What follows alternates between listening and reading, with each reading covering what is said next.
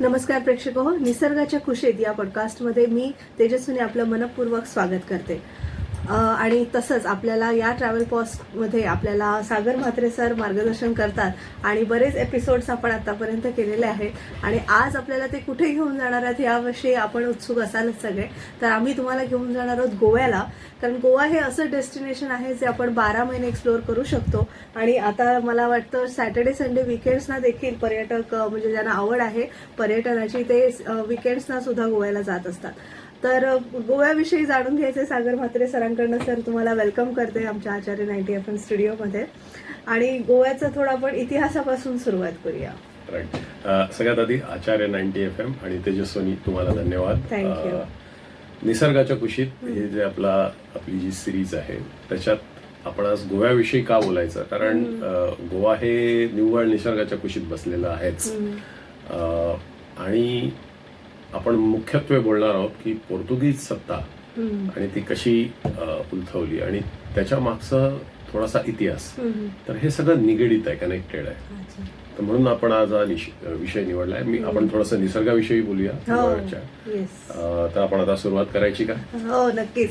कारण माझं गोव्याशी जास्ती कनेक्शन आहे, कारण जवळजवळ 12th पर्यंत म्हणजे 12th स्टँडर्ड पर्यंत मी गोव्यात होते आणि born and brought up in Goa. So like ते एक वेगळं आपल्या गावाशी एक वेगळी नाळ असते ना, नाही का. आणि गोव्यात मी बरंच एक्सप्लोअर केलेलं आहे, पण तुमच्याकडनं एक ट्रॅव्हलर म्हणून एक्सप्लोअर करायला नक्कीच आवडेल. बिलकुल. गोव्याचं महत्व आता हळूहळू वाढत आहे. आता मला वाटतं इंटरनॅशनल फिल्म फेस्टिवल इफी हा नोव्हेंबर ते डिसेंबरचा काही पहिला आठवडा इथपर्यंत, आणि जगभरातले फोटोग्राफर, व्हिडिओग्राफर, सिनेमॅटोग्राफर तिथे येतात. निसर्गाचं देणं गोव्याला लाभलेलं आहे, कारण वेस्टर्न घाट्स म्हणजे आपलं जे सह्याद्री आहे त्याच्या कुशीत वसलेलं आहे.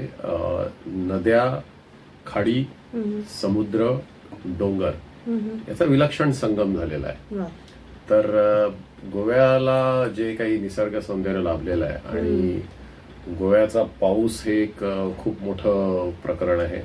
की मला आमचे काही गोव्याचे कलिग्स होते, ते सांगायचे की पावसाळ्यात कपडे वाळायचे नाही. मग त्या लोकांची अरेंजमेंट असे असायचे, म्हणजे मॉइश्चर एवढा हाय असायचा, ह्युमिडिटी, की चुलीवर जे छपराचे जे वासे होते त्याच्यावर सगळे कपडे वाळत घालायला लागायचे, इतके पावसाचं वगैरे. तर आणि तो पाऊस असा ना संततधार म्हणजे कोसळतच असतो, तो थांबतच नाही असा.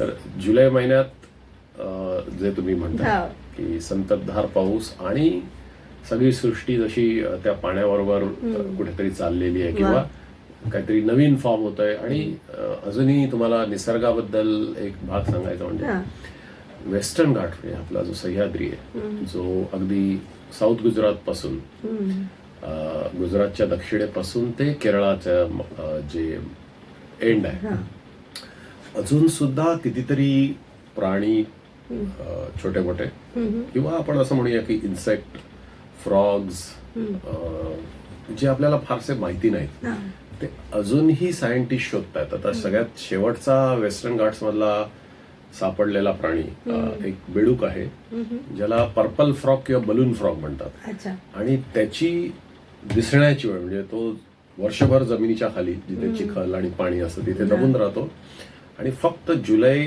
महिन्यात जेव्हा पाऊस भरपूर होतो तेव्हा तो त्याच्या ब्रीडिंगसाठी फक्त बाहेर येतो. आणि असं 2 ते 3 आठवडे फक्त जो ब्रीडिंगसाठी बाहेर येतो, तर त्याला फारशा लोकांनी पाहिलं नव्हतं. आणि एका फोटोग्राफरनी त्याचा फोटो घेऊन गुगलवर टाकला आणि त्याच्या पुढचा सगळा इतिहास झालेला. तर सांगायचं तात्पर्य असं की आपण निसर्गाच्या कुशीत या सिरीज खाली आपण गोव्याविषयी बोलतोय, तर अजूनही तिथं बरंच काही शोधायचं आहे. म्हणजे आपण असं नाही म्हणू शकत की आपण तिथले सगळी जीवसृष्टी पाहिलेली असं नाही म्हणू शकत. पण आजचा विषय थोडा वेगळा आहे. आपण हिस्ट्री पासून सुरुवात करूया का? हो, चालेल. तर गोव्याची हिस्ट्री जी आहे ती पोर्तुगीजांशी भरपूर कनेक्टेड आहे. आणि तुम्हाला कल्पना आहे की पहिला पोर्तुगीज ज्यांनी हे एक्सपिडिशन चालवलं तो वास्को द गामा.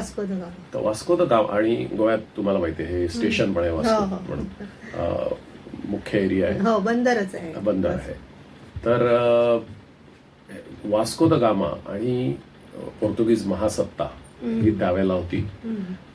तर ह्या लोकांचे थोडंसं बॅकग्राऊंड सांगतो की ज्या वेळेला ह्या महासत्ता म्हणजे इंग्लंड, पोर्तुगाल, स्पेन, त्यानंतर डच ह्या लोकांनी त्यांच्या कॉलनीजसाठी सगळ्या जगाला म्हणजे समुद्राद्वारे जाऊन की बाबा कुठे काय आहे आणि कुठे आपल्याला आपल्या वसाहती स्थापन करता येतील याचा एक विचार चालू केला. आणि ह्याच्यात वास्को द गामाने पहिल्यांदा ही कल्पना काढली की आपण ज्याला केप ऑफ गुड होप म्हणतो, म्हणजे आफ्रिकेचं जे दक्षिण टोक आहे, साऊथ आफ्रिकेचं जे सगळ्यात शेवटचं टोक आहे, ह्याला वळसा घालून भारत आणि त्याच्या पुढे शोधायचं. आता भारत शोधून हे थांबले नाहीत, तर याचं साधारण श्रेय फक्त वास्को द गामा असं नाही, तर त्यांनी जेव्हा Cape of the Good Hope पार केलं आणि जेव्हा तो हळूहळू अरबस्तानकडे यायला लागला, तेव्हा एका ओमानी नाविकाची त्यांनी मदत घेतली. तेव्हा आफ्रिकेच्या साधारण जो पूर्वेचा किनारा आहे तिथून त्यांनी एका ओमानी नाविकाची मदत घेतली आणि तो केरळाच्या कालिकतच्या कोस्टला आला. आणि हे वर्ष होतं 1598.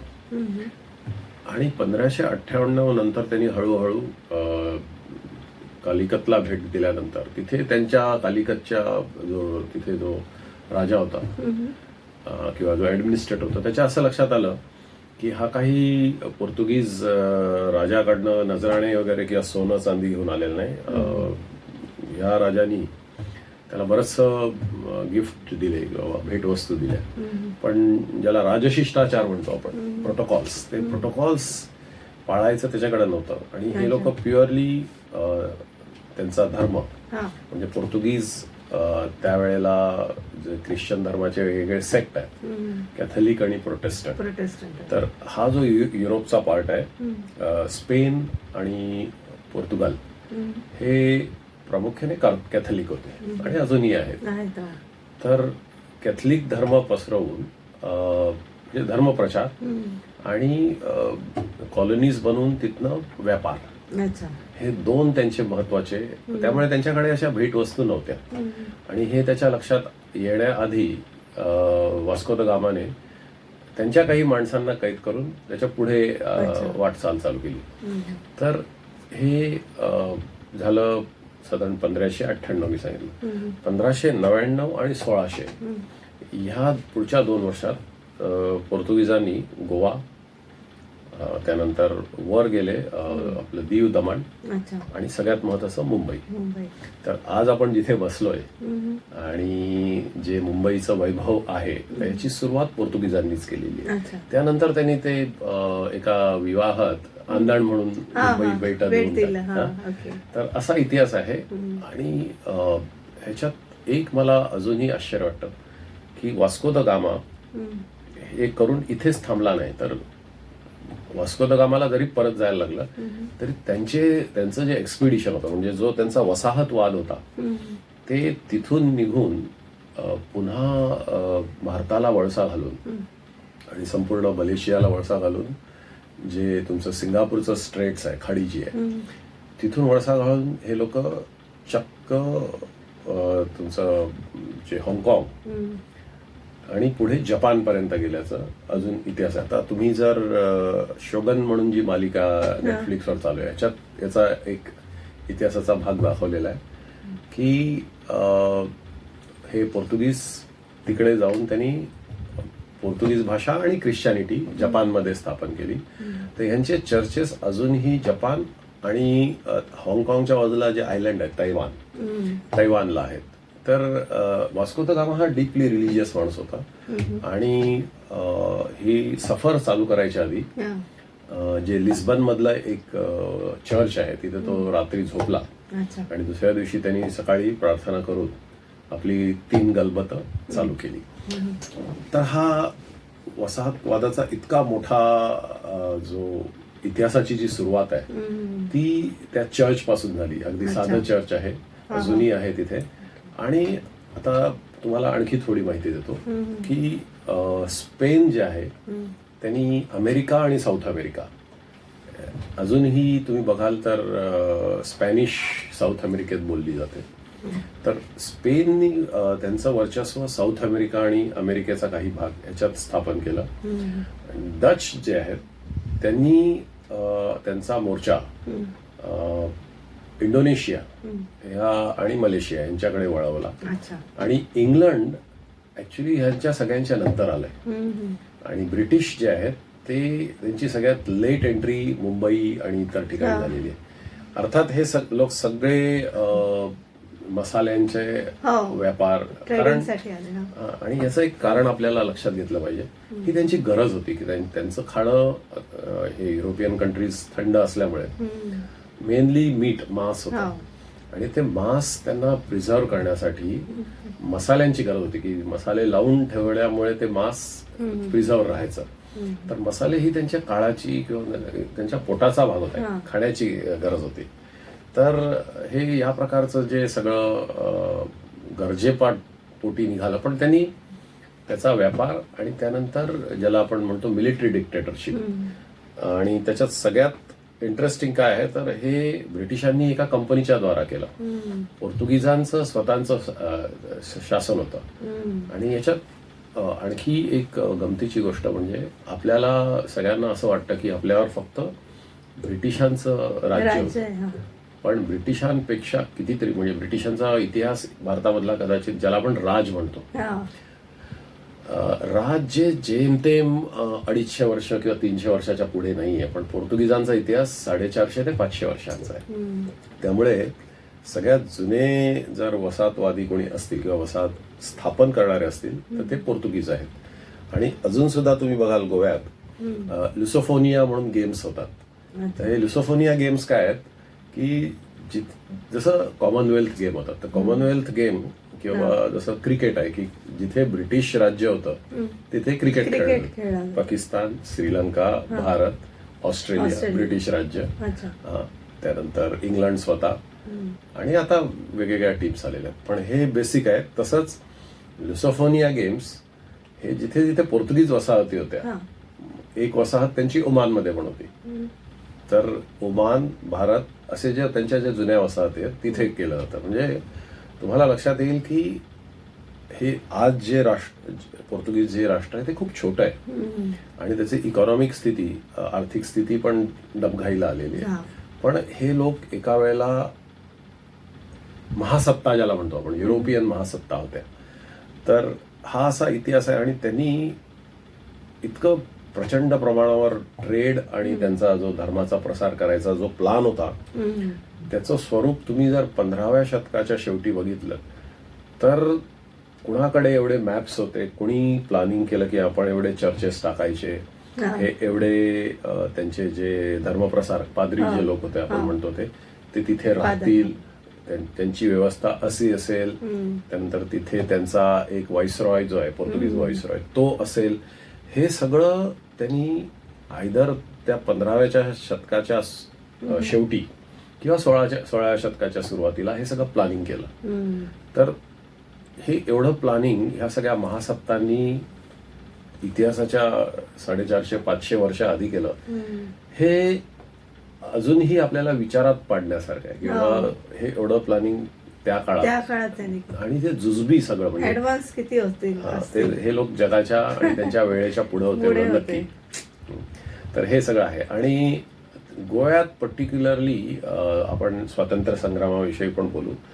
तर जेव्हा भारतीय लष्कराने गोव्यात घालवायला सुरुवात केली तेव्हा हे जायला बिलकुल तयार नव्हते. त्यांचं असं म्हणणं होतं की 450-500 वर्षानंतर ही कॉलनी आमची आहे, भारताची नाहीये. तर आजच्या या भागात आपल्याला हेही दाखवायचं आहे की तुम्ही दुसऱ्या देशात जाऊन 450-500 वर्ष राहिल्यानंतर तो देशाचा भूभाग तुमचा होतो का. तर हे विचार करण्यासारखं आहे की बाबा 450-500 वर्ष दुसऱ्यांच्या भूमीवर तुम्ही राहिलात, इतिहास पुसता येत नाही की तुमचं भाषा वेगळी आहे, तुमचं कल्चर वेगळं आहे आणि तुम्ही तिथे बोटीने आलात, राहिलात. पण ज्यावेळेला ते राष्ट्र स्वतंत्र होतं आणि गंमत म्हणजे 1947 नंतर या लोकांनी जसे ब्रिटिश गेले तसं या लोकांनी काढता पाय घेण्याचं काही नाव घेतलं नाही. हे लोक तिथे राहिले. याचं एक कारण आणखी मला गोव्यात गेल्यावर लक्षात आलं, आणि हे सगळ्या जे लोनली प्लॅनेट म्हणून ट्रॅव्हल बुक जे आहे लिहिलेलं, त्याच्यातही नमूद केलेलं आहे, लिहिलेलं आहे की या लोकांनी जे गोव्यात चर्चेस आणि त्यांच्या ज्या बिल्डिंग्स बांधलेल्या आहेत त्या लिस्बन पेक्षा कितीतरी सुंदर आहे. सुंदर म्हणजे हा थोडा विरोधाभास आहे की तुमचा जो देश आहे जिथे तुमची संस्कृती, तुमचं आर्किटेक्चर सगळं तुम्ही करता, त्यापेक्षाही सुंदर तुम्ही तुमच्या वसाहतीत, कॉलनीत बांधलं, आणि त्याच्यातून तुम्हाला एवढं प्रेम झालं की तुमची जायची तयारी नव्हती. ओमानमध्ये सुद्धा अजूनही जे आर्किटेक्चर आहे, जे खिडक्यांची रचना आहे, घरावर जे फोर्ट सारखे दाब केले जातात, हे पोर्तुगीज आर्किटेक्चर फीचर आहे. तर मी ओमानमध्ये सुद्धा 2 वर्ष होतो. तर तिथे हा रूलच आहे की तुम्ही जेव्हा घर बांधताय तेव्हा त्याच्यात एक कुठला तरी आर्किटेक्चरल एलिमेंट पाहिजे, आणि तो अरेबिक किंवा पोर्तुगीज. तर हे लोक अजूनही पोर्तुगीज एलिमेंट तो प्रिफर करतात. तर काळाची एवढी मोठी छाप आहे म्हणा, की आता ते कल्चर झालेलं आहे. पण त्या बिल्डिंग किती सुंदर दिसतात, सुंदर सुंदर. कुठलंही आणि ते व्हाईटच रंग यूज करतात, सगळे व्हाईट. तर हे म्हणजे इतिहासातून आलेलं त्यांची शिकवण आहे आणि ती त्यांनी पाळलेली आहे, आणि तो आज त्यांनी कायदा केलेला आहे. तर ते त्यांनी, मला वाटतं हेच उत्तम ऍडमिनिस्ट्रेशन असं म्हणता येईल. तुम्हाला ओमानमध्ये गेल्यावर कुठलाही बॉक्स स्टाईल बिल्डिंग दिसत नाही. कुठेतरी एक मिनिमम आर्किटेक्चरल एलिमेंट जे त्यांच्या इतिहासातून आलेलं आहे हे ते मेंटेन करतात. ही खूप चांगली गोष्ट आहे. इतिहासाविषयी जाणून घेतलं, गोव्याच्या इतिहासाविषयी, पोर्तुगीजांविषयी थोडंसं जाणून घेतलं. गोव्याविषयी आणखी एक्सप्लोर करूया. सागर म्हात्रे सरांकडनं एक छोटीशी विश्रांती घेऊया आणि निसर्गाच्या कुशीत या पॉडकास्टमध्ये परत जॉईन करूया.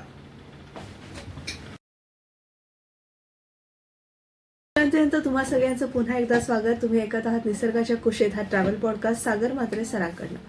सर, आता आणखीन गोव्याविषयी आम्हाला काय तुम्ही वेगळी अशी माहिती देताय? जरूर. गोव्यावर जेव्हा पोर्तुगीज आले तेव्हा निजामांची सत्ता होती, आणि ते पोर्तुगीजांनी जे 17व्या शतकात होतं त्याच्यात ती सत्ता स्थापन केली. आणि जो अग्वातचा किल्ला आहे हा आधी त्यांनी बांधलेला होता. आधी त्यांचा एक आतमध्ये जो ज्वारी नदीच्या काठाला जो किल्ला होता तिथून ते ऑपरेट करायचे, राज्य तिथून चालवायचे. तर हळूहळू त्यांनी गोव्याचा जो भाग आहे समुद्राकडचा त्याच्यावर सत्ता प्रस्थापित केली, आणि खूप कडक कायदे लावले. आणि ह्याच्यात त्यांनी कोणालाही काहीही मुभा दिली नाही. आणि प्रोटेस्टंट लोक होते, इव्हन त्यांना सुद्धा पकडून त्यांचे हात कापायचे. तर ते तिथे गोव्यात एक हात कतरो खांब म्हणून आहे, तर तिथे ह्या शिक्षा दिल्या जायच्या. आणि सगळ्या गोष्टी जे कॅथलिक धर्मात किंवा सेक्टमध्ये जे लिहिलेल्या, पंथात जे लिहिलेलं आहे त्याप्रमाणे व्हायच्या. आणि कॅथलिक धर्माचा प्रसार म्हणजेच ख्रिश्चनिटीचा प्रसार, हे चित्र त्यांनी नुसतं गोवा नाही तर संपूर्ण आशिया, जपान, तैवान इथे या प्रकारचं चित्र त्यांनी पसरवलेलं. शिवाजी आणि हा व्हाईसरॉय याचा एक इतिहासाचा एक भाग आहे की त्यावेळेला जमिनी ज्या होत्या लोकांच्या त्या घेतल्या जात जबरदस्ती, आणि ते पोर्तुगीज व्हाईसरॉयच्या खात्यात, सरकारी खात्यात जमा केल्या जात. तर आणि धर्मप्रसार सुद्धा तेवढाच चालू होता. तर ही तक्रार शिवाजीकडे आली की असं असं पोर्तुगीजांकडनं, ज्याला आपण सीमेच्या बाहेर, की बाबा तुम्ही कर, तुमचं जर राज्य असेल तर कर गोळा करणं हे एक त्याचा नैसर्गिक, कारण शेवटी रेव्हेन्यू कुठून येणार, तुम्हाला राज्य चालवण्यासाठी कुठून तरी पैसा आला पाहिजे. तर इथे पोर्तुगीजांचे अत्याचार एवढे वाढलेले की शेवटी जनतेने शिवाजी महाराजांकडे कंप्लेंट केली.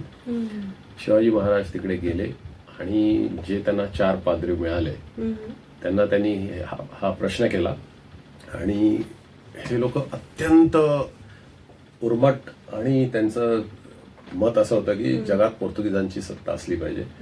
त्या पद्धतीने त्यांनी शिवाजी महाराजांना उत्तरं दिली, आणि शिवाजी महाराजांनी ह्या 4 पाद्र्यांची डोकी मारून, कलम करून त्यांच्या व्हाईसरॉयला भेट म्हणून पाठवली. तेव्हा कुठे ह्यांना लक्षात आलं की इथे दुसरी एक सत्ता आहे ज्याचं मराठी स्वराज्य म्हणून नाव आहे. तर हे काही जे इतिहासातले किस्से आहेत हे पोर्तुगीज महासत्तेला धक्का फक्त आपल्या इंडियन आर्मीने दिला नाही, तर त्याची सुरुवात शिवाजी महाराजांनी केलेली. हे खूप अभिमानाने मी सांगतो इकडे. त्यानंतर हळूहळू पोर्तुगीजांनी जेव्हा जम बसवला तेव्हा मुख्यत्वे करून स्पाइस ट्रेड आणि ॲग्रिकल्चरल प्रोड्युसेस. आपला जो देश आहे ह्याला आपण आता जे नवीन ट्रेंड आहे ह्याला प्रोड्युसर कंट्री म्हणतो. प्रोड्युसर म्हणजे काय की आपल्याकडे आपल्याला जे पाहिजे हे सगळं आपण पिकवतोच, ते पिकवून त्यातला जो ऍडिशनल भाग आहे तो आपण एक्सपोर्ट करतो. या उलट तुम्ही जर युरोपात बघाल तर जवळजवळ 6 ते 7 महिने बर्फ असतो. त्या काळात तुम्हाला तिथे कुठलंही पीक घेता येत नाही, प्रचंड महागाई असते आणि जो त्यांचा उन्हाळा असतो ज्याला जून, जुलै, ऑगस्ट आणि सप्टेंबरचा काही भाग, अशा 4 महिन्यात तुम्हाला जेमतेम ती शेती करायला लागते. या उलट आपला जो देश आहे खंडप्राय आहे, पण बऱ्याचशा ठिकाणी पाण्याचं इतकं उपलब्धता आहे, काही मराठवाड्यासारखे भाग सोडले तर तिन्ही सीझन्स मध्ये उन्हाळा, हिवाळा, पावसाळा 3 पिकं काढता येतात. त्यामुळे आता ही जी प्रोड्युसर कंट्रीची जी कन्सेप्ट आहे ही आता मी असं म्हणेन की सिद्ध होते की जे वसाहती ज्या आल्या त्या शस्त्रांच्या जोरावर होत्या. त्यांनी जी टेक्नॉलॉजी, सायन्स आणि मुख्यत्वे कुठलं सायन्स तर फायर आर्म्स, जी गोळ्यांची दारू होती, दारुगोळा म्हणा, बंदुकांच्या गोळ्या म्हणा, बंदूक म्हणा, त्यानंतर मशीन गन म्हणा, हे सायंटिफिक आणि इतर ज्याला आपण दर्यावर्दी म्हणतो ह्याच्या जोरावर ह्या ज्या महासत्ता होत्या इंग्लंड, पोर्तुगाल, स्पेन, हॉलंड यांनी जगातल्या वेगवेगळ्या आणि याच्यात मुख्यतः करून आशिया आणि आफ्रिका या 2 खंडातल्या जे देश होते ते तिथे त्यांनी सगळे ॲग्रिकल्चरल रिसोर्सेस घेऊन, आता इंग्लंडचं उदाहरण म्हणजे आपल्याकडचा कापूस घेऊन मँचेस्टरला जे कापड विणायचे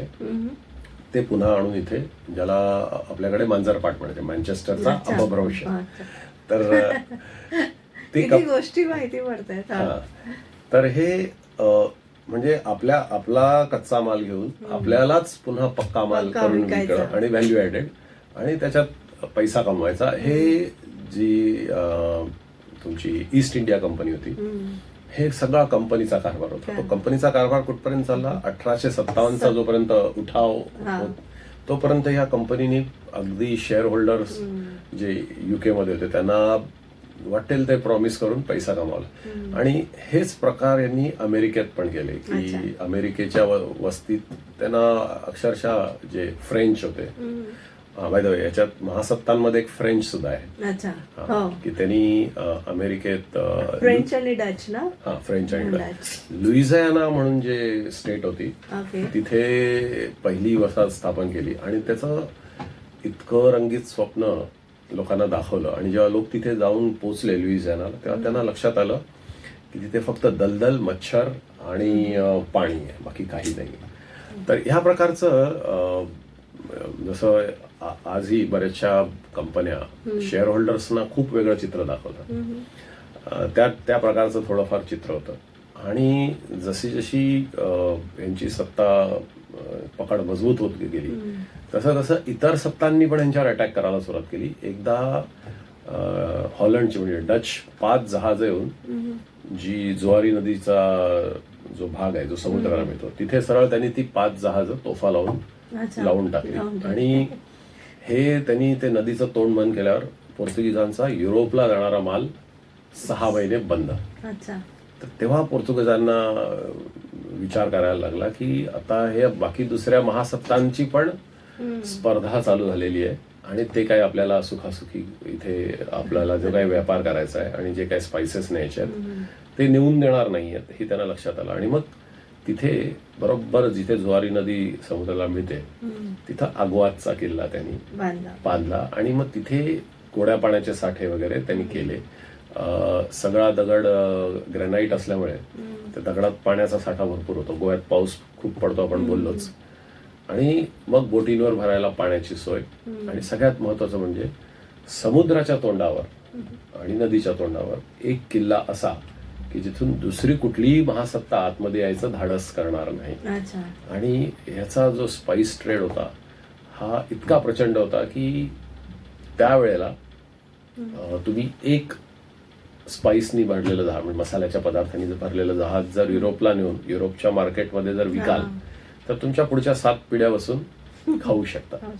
आणि हे चित्र आजही आहे. आजही तुम्ही जर हा प्रकार कराल, एक शिप युरोपला नेऊन विकाल, काळी मिरी मुख्यत्वे ते लोक 3 मिऱ्या वापरतात, काळी, पांढरी आणि हिरवी. त्यानंतर तुमचं वेलची आणि इतर पदार्थ यांना युरोपमध्ये आजही प्रचंड मागणी आहे. तर हा जो असा ट्रेड आहे हा अगदी त्यावेळेला मी म्हणेन की सोन्याचा धूर जर हा ट्रेड तुम्ही जर केला असत, इंडियन व्यापाऱ्यांनी जर केला असत, या महासत्ता जर नसत्या तर.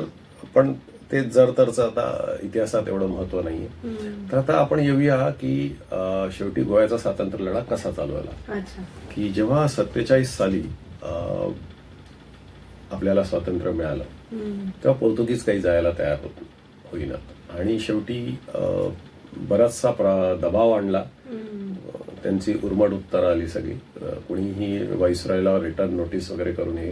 शेवटी मला वाटतं 1962 मध्ये ऑपरेशन विजय म्हणून आपल्या इंडियन आर्मीने चालू केलं.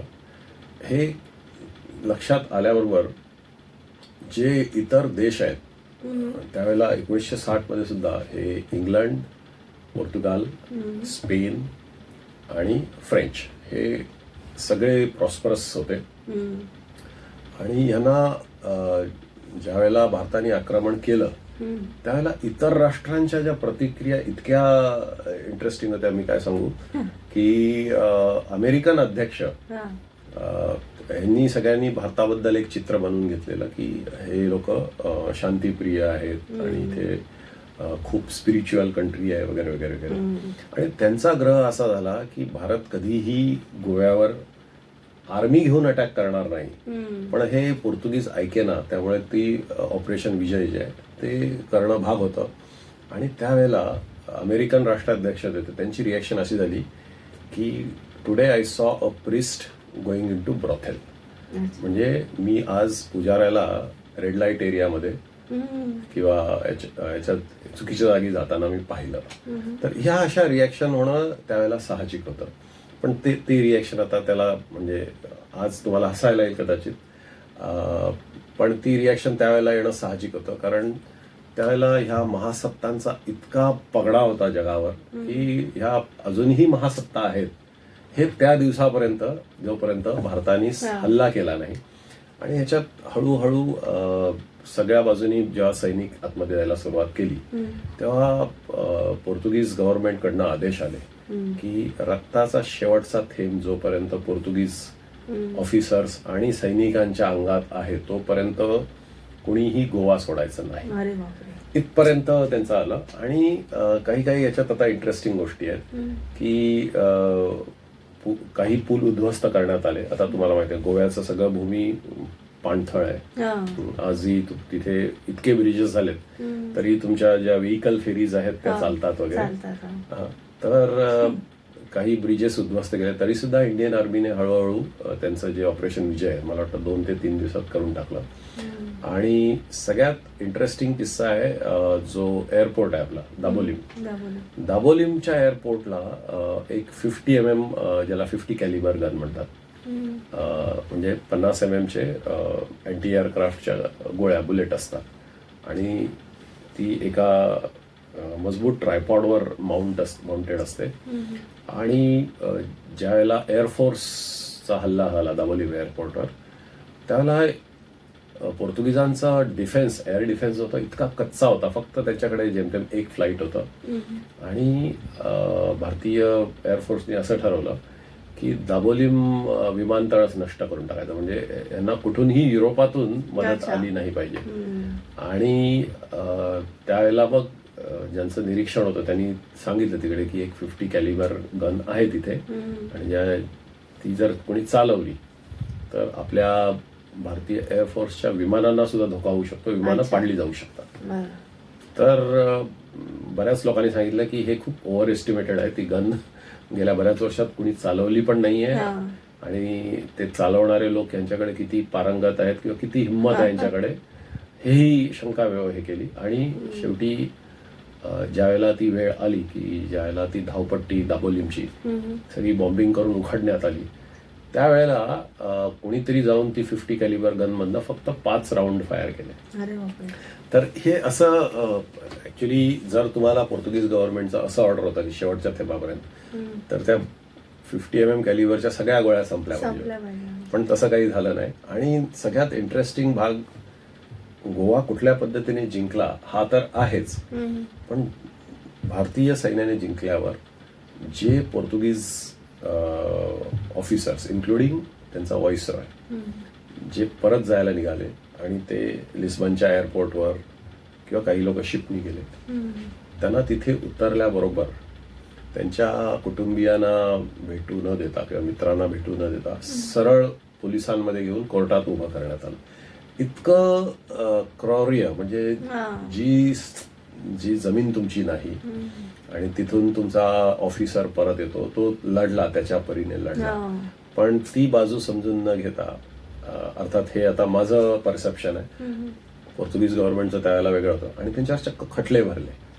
आणि खटले भरून त्यांना काही लोकांना दोषी करण्याचा प्रयत्न केला. पण ह्याच्यात त्यांनी ही गोष्ट लक्षात नाही घेतली की इंडियन आर्मी समोर 1962 मध्ये पोर्तुगीज, मुळात गोवा हा तुम्ही बघाल तर आपल्या नकाशावर एक ठिपका आहे, आणि त्या ठिपक्यात जे पोर्तुगीज सैनिक असतील किंवा ऑफिसर्स असतील त्यांनी किती लढावं, त्याला पण एक सर्टन लिमिटेशन आहे. तर हा भाग मला खूप इंटरेस्टिंग वाटला की तुमचे सैनिक परत येतात आणि त्यांनी त्यांचं काम केलेलं आहे, पण जे तुम्ही म्हणता की रक्ताचा शेवटचा थेंब सांडवणं, ते सगळ्या वेळेला शक्य नसतं. ते कदाचित 15व्या-16व्या शतकात शक्य होतं. आता ह्या काळात युद्ध करणं हेच मुळात ऍब्सर्ड, म्हणजे कालबाह्य कल्पना आपण जे म्हणतो, आउटडेटेड ज्याला म्हणतो, ते झालेलं आहे. तर हे झालं गोव्याचा स्वातंत्र्य लढा. आणि याच्यानंतर मग गोवा हे स्वतंत्र राज्य, आणि मला वाटतं नंतर युनियन टेरिटरी या पद्धतीने त्याला दर्जा देण्यात आला. पण त्याच्यासाठी 2 प्रकार झाले. एक तर खुद्द गोव्यात जे राहणारे लोक होते त्यांनी सुद्धा ह्या स्वातंत्र्य लढ्यात काम केलं. काहींनी सशस्त्र बंड केलं, काहींनी ज्याला सहकार किंवा असहकार चळवळ वगैरे ह्या प्रकारे भरपूर. पण तो स्वातंत्र्य लढा 1947च्या पुढे आणखी 20 वर्षाचा. तर गोव्यात अजूनही काही ठिकाण आहेत की जिथे पोर्तुगीज गव्हर्नमेंटची शेवटची पार्टी झाली. ते आम्ही एकदा जाऊन बघून आलो. तर तो रॉयल हॉल आहे एकदम, आणि तिथे अजूनही पोर्तुगाल, डच आणि त्यांचं सगळं जे आर्किटेक्चर म्हणा, त्यांचे टॉईज म्हणा, हे अजूनही त्यांनी ठेवलेले आहेत, जतन केलेले आहेत. आणि ते लोक टुरिस्टना दाखवतात की हे आणि हा आमचा बॉलरूम आहे जिथे शेवटची पार्टी गव्हर्नर जाण्याआधी किंवा भारतीय सेनेने अटॅक करण्याआधी इथे पार्टी झाली. पण ते ग्रँड्यूर जे आहे ते बघण्यासारखं. आणि माझ्या मते आपण भारतात हे जे सगळे जे परकीय आक्रमण झालेले आहेत ह्याच्यामुळे आपल्याकडे एक जे मिक्स कल्चर किंवा मिक्स व्हॅल्यू जी आहे ही खूप मोठी आहे. म्हणजे मी बऱ्याचशा अशा देशांमध्ये गेलो की जिथे फारसं परकीय आक्रमण झालेलं नाही. आता तुम्ही उदाहरणार्थ जपान पकडा. जपानमध्ये 15व्या शतकापर्यंत, म्हणजे हे पोर्तुगीज जाईपर्यंत बाहेरच्या कुठल्याही माणसाला ते लोक थारा द्यायचे नाही. कारण त्यांची कल्पना थोडं आयलंड मेंटॅलिटी किंवा त्या बेटावर राहून त्यांचं असं मत होतं की इथे बाहेरचे लोक नाही आले पाहिजे. तर ते आपल्याकडे तसं त्याचा बरोबर उलटा प्रकार झालेला की जिथे म्हणायचं की इथून सोन्याचा धूर निघायचा. ते गाणं आहे ना, जहा डाल डाल पर सोने की चिडिया करती बसायला. तर ते हे मसाले म्हणा, व्यापार म्हणा, आपल्याकडे टुरिस्ट जे आले, इव्हन इतिहासात जे टुरिस्ट आले, यांनी हे आपलं जे कल्चर आहे हे खूप समृद्ध केलेलं असं माझं मत आहे. पहिली गोष्ट, तुमच्या देशावर परकीय आक्रमण होणं वाईट आहे, पण ते तुम्ही थांबवू शकला नाहीत, ही एक फॅक्ट आहे. तर इथे इव्हन आपल्याकडे फ्रेंच माहे म्हणून जे आहे, पॉंडेचेरी इथे फ्रेंच वसाहत होती. तर 1960-62-65 पर्यंत पॉंडेचेरीचा कुठलाही माणूस विदाऊट विसा याला फ्रान्सला जाऊ शकायचा. इतकं त्याच्यात ओपननेस होता. आणि अजूनही ज्याला आपण फ्रेंच कल्चर आणि क्युझिन म्हणतो, फ्रेंच क्युझिन हे जगात सगळ्यात भारी समजलं जातं, मोठं समजलं जातं, ते अजूनही तिथे प्रॅक्टिस होतं. म्हणजे जसं फ्रान्समध्ये एखादा पदार्थ बनवतात तसाच पदार्थ होतो तिथे, त्या सेम स्पेसिफिकेशननी बनवला जातो. तर हे आपल्या कल्चरल रिचनेसचं एक आहे. सेम वे आज तुम्ही बघाल गोव्याला की भरपूर टुरिस्ट आहेत आणि त्याच्यात लोक तिथे काय येतात, एक तर सृष्टी सौंदर्य आपलं, आपण जे निसर्गाच्या कुशीत, तिथे मी 2-3 नावं घेणं पसंत करेन. एक तांबडी सुरला म्हणून एक जागा आहे, यू मस्ट बी. तिथे बरेचसे रिसॉर्ट असे आहेत की जे तुम्हाला ऍक्च्युली ते निसर्गाचं वैभव दाखवतात. नेचर्स नेस्ट म्हणून एक रिसॉर्ट आहे तिथे. तर हे कसं आहे की जे गोव्याचे बॉर्डर आहेत तिथे, मला गोवा आणि कर्नाटक, तर तिथे तुम्हाला निसर्ग सौंदर्य ते लोक दाखवतात. Dense forest. आणि इथे तुम्हाला मलबार ट्रोगो सारखे अगदी रेअर बर्ड्स बघायला मिळतात की जो पक्षी तुम्हाला सहजासहजी कुठेही बघायला मिळत नाही. श्रीलंकन फ्रॉग माउथ म्हणून एक वेगळा बर्ड आहे. तर हे सगळं निसर्ग वैभव गोव्यात आहे. पण आज आपण हा एपिसोड करायचं कारण की हे जी गोव्याचा जो हा इतिहास आहे आणि हा खूप इंटरेस्टिंग आहे. आणि किती लोकांना माहिती आहे की आपल्याकडे सगळ्यात पहिले जे कॉलनी स्थापन केल्या, वसाहती ज्या स्थापन केल्या, त्या ब्रिटिशांच्या आधी पोर्तुगीजांच्या होत्या. तर हा एक भाग आपल्याला आपल्या प्रेक्षकांना सांगायचा होता. आणि ह्याच्यात खूप मोठी देशप्रेमाची भावना आहे की कुठल्या तरी देशात जाऊन तुम्ही 500 वर्ष राज्य केलं म्हणून तो त्या देशाचा तुकडा तुमचा होतो, ही कल्पना कदाचित 16व्या-17व्या शतकात चालली. 19व्या शतकात मात्र चालली नाही. हा त्यातला एक भाग खूप मोठा, मी असं म्हणेन की हा संदेश आहे खूप मोठा. गोव्याबद्दल अजून काही गोष्टी जाणून घेऊया सागर म्हात्रे सरांकडून. एक छोटीशी विश्रांती घेऊया आणि पुन्हा भेटूया. तुम्ही ऐकत आहात निसर्गाच्या कुशीत हा ट्रॅव्हल पॉडकास्ट. विश्रांतीनंतर तुम्हा सगळ्यांचं पुन्हा एकदा स्वागत निसर्गाच्या कुशीत या ट्रॅव्हल पॉडकास्टमध्ये. आणि सागर म्हात्रे सरांकडनं आज गोव्याविषयी आपण काही फॅक्ट्स जाणून घेतोय. थोडं गोव्याच्या आर्किटेक्चरबद्दल मला वाटतं तुम्ही सांगावं, कारण एक वेगळं तिथे बिल्डिंग्सची रचना, म्हणजे बंगलोजची रचना अशी आहे आणि इव्हन चर्चेसची सुद्धा रचना फार वैशिष्ट्यपूर्ण अशी आहे. बरोबर. आपल्या कल्चरल हेरिटेजचा भाग म्हणून गोव्याचे जे आर्किटेक्चरल, मी असं म्हणेन की वंडर्स म्हणूया आपण, कारण आपलं जे ASI architectural survey of India, archaeological survey of India, हे यांचं जे वेस्टर्न झोनचं ऑफिस आहे ते गोव्याला आहे. आणि जे गोव्याचे जे मॉन्युमेंट्स आहेत ते इतके जुने आणि इतके ज्याला आपण प्रसिद्ध म्हणूया, तर त्याच्यात सगळ्यात जुनं चर्च आहे एक 1753 मधलं, 1543 मधलं, 1543. हा, जेव्हा पहिले पोर्तुगीज तिथे आले ते, त्यानंतर से कॅथेड्रल ऑफ गोवा. आता हे जे हायरार्की आहे, जे पोप जॉन किंवा रोमचे जे पोप असतात ते एक त्यांचं प्रोसिजर म्हणा त्याप्रमाणे कॅथेड्रलचं एक हे करतात, जे की फीचर आहे कॅथलिक पंथ जे आहे त्याच्यातलं. त्यानंतर बेसिलिका ऑफ बॉम जीसस, हे माझ्या मते सगळ्यात से कॅथेड्रल नंतर जर मोठं कुठलं असेल तर बेसिलिका ऑफ बॉम जीसस. आणि तिथे अजूनही जे डेड बॉडी जी आहे ती अजूनही ठेवलेली आहे. मला वाटतं सेंट फ्रान्सिस झेवियर. आणि कमाल म्हणजे त्या 15व्या शतकातलं तुम्ही सांगताय ते दोन्ही चर्चेस आहेत आणि अजूनपर्यंत ते चर्चेस पाहण्यासाठी म्हणजे लोक येतच असतात, पर्यटक येत असतात, कारण वैशिष्ट्यपूर्ण ते कुठली बिल्डिंग अशी ढासळली नाहीये किंवा काही कमजोर आहे असं झालं नाहीये. कारण आता जर आत्ताच्या काळातली आपण बांधकामं पाहिली तर हार्डली 25 वर्षानंतर आपण रिडेव्हलपला जातो. वेरेस ही चर्चेस जी आहेत ती फार अशी मेंटेन, वेल मेंटेन आणि काहीच त्यांना झालं नाहीये. म्हणजे की ती त्या काळात सुद्धा एवढी टेक्नॉलॉजी ऍडव्हान्स नसताना सुद्धा जे बांधकाम त्यांनी करून ठेवलंय ते खरंच कौतुकास्पद आहे, नाही का? हो. अजूनही तुम्ही बघाल तर आपलं इव्हन साऊथ मुंबईमध्ये जे ब्रिटिश आर्किटेक्चर आहे हे तुम्ही कम्पेअर करू शकता. पण एक पर्टिक्युलर चर्च ज्याचं नाव म्हणतो आपण चर्च ऑफ सेंट ऑगस्टिन, त्याचे रुईन्स आता गोव्यामध्ये आहेत. म्हणजे ते पडलेलं आहे.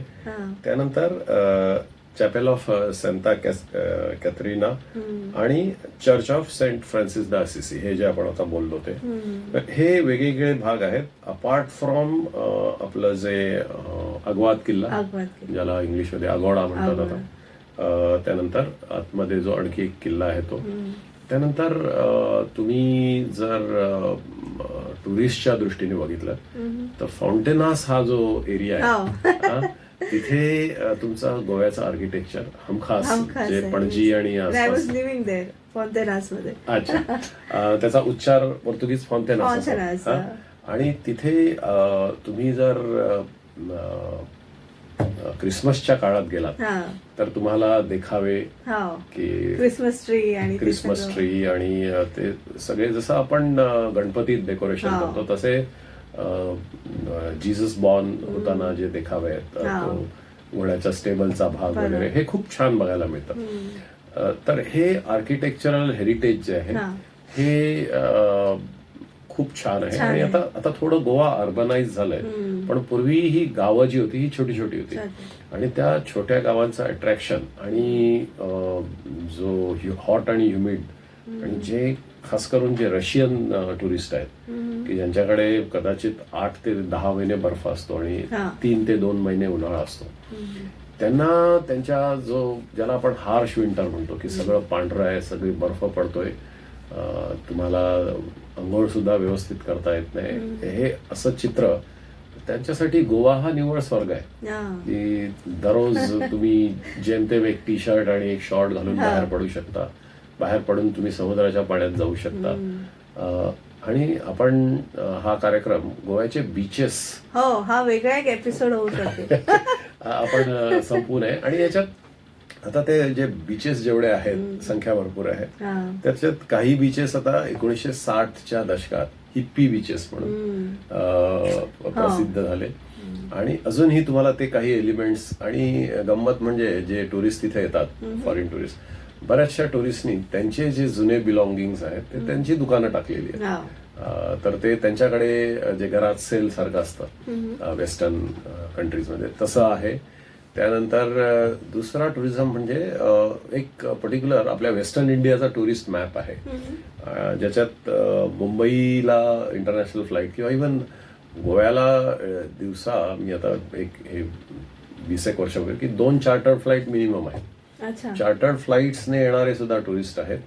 आणि आता रेल्वे कनेक्टिव्हिटी सुद्धा चांगली झालेली आहे. आणि मुख्य म्हणजे गोव्याला राहून झाल्यावर एक आतमधल्या ड्राय एरियाचा कर्नाटकामध्ये लोक जातात, जे की आपली जुनी विजयनगर कॅपिटल होती, हम्फी. तर हम्फी आता हे गोव्याच्या सर्किटला जोडलं गेलेलं आहे. ओव्हरनाईट बसेस आहेत तिथून. त्यानंतर आणखी दुसरा भाग म्हणजे जे समुद्रात काही बोटी उभा आहेत आणि त्याच्यावर कॅसिनोज चालवले जातात. तर तुम्हाला जर कॅसिनोज, ज्याला टुरिझम म्हणतो, ते बघायचं असेल तर एक तर नेपाळमध्ये जायला लागतं, नियरेस्ट सगळ्यात जवळची जागा, किंवा गोव्याचा किनारा. तर हे काही लोकांना ह्या गोष्टीचं खूप अट्रॅक्शन आहे की बाबा कॅसिनो कसा असतो. आणि मी तर असं म्हणेन की गोव्याला जे आपला जो जुवारी नदीचा ब्रिज आहे आणि त्याच्या खाली दररोज संध्याकाळी रिव्हर क्रूज असते, तो एक खूप सुंदर बघण्यासारखं आहे. म्हणजे आपण असंही म्हणू शकत नाही की गोव्याला त्यांचा कल्चरल पार्ट जो आहे तो तिथे उत्तमरित्या रिप्रेझेंट केलेला आहे. म्हणजे तुम्हाला बोटीत बसून ती क्रूज घेऊन जाते आणि मग जे पोर्तुगीज भाषेतली किंवा आपल्या गोवन भाषेतली गाणी, डान्स सुरू होतो, तुम्हाला खायला प्यायला असतं. आणि ही जी रिव्हर क्रूज आहे ही सनसेटला असते. जनरली गोव्यात खूप वॉर्म टेम्परेचर असतं, त्यामुळे ही सनसेट क्रूज खूप फेमस आहे. आणि ज्या लोकांनी गोव्याला जाऊन हे अनुभवलं नाही त्यांनी कदाचित हे मिस केलं असेल, त्यांनी परत जावं.